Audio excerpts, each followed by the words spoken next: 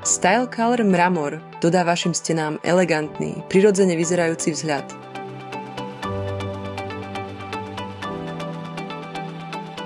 Podklad musí byť čistý, suchý, nasiakavý a nosný. Najprv Style Color mramor dobre premiešajte. Potom do zmesi ponorte valček s krátkym vlasom a rozotrite ju rovnomernými valivými pohybmi po stene. Potom povrch, kým je ešte mokrý, vyhľaďte benátskym hladidlom. Jemné nerovnosti a štruktúry nie sú rušivé a podporujú požadovaný efekt. V rohoch alebo prechodových miestach môžete pracovať štecom.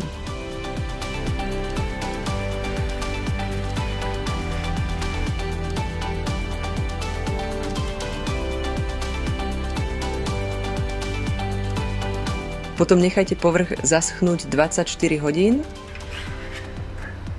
Teraz naneste druhú vrstvu formou flakov.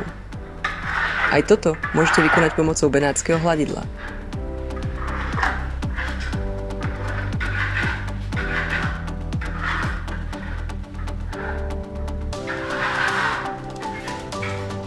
Povrch nechajte zaschnúť asi 1 hodinu a potom naň vyvíjajte tlak čistým hladidlom. Stačí hladidlo mierne pritlačiť a ťahať cez plochu pod uhlom približne 25 stupňov. Tak vznikne typický lesk mramoru. Teraz nechajte ešte povrch 12 hodín úplne preschnúť.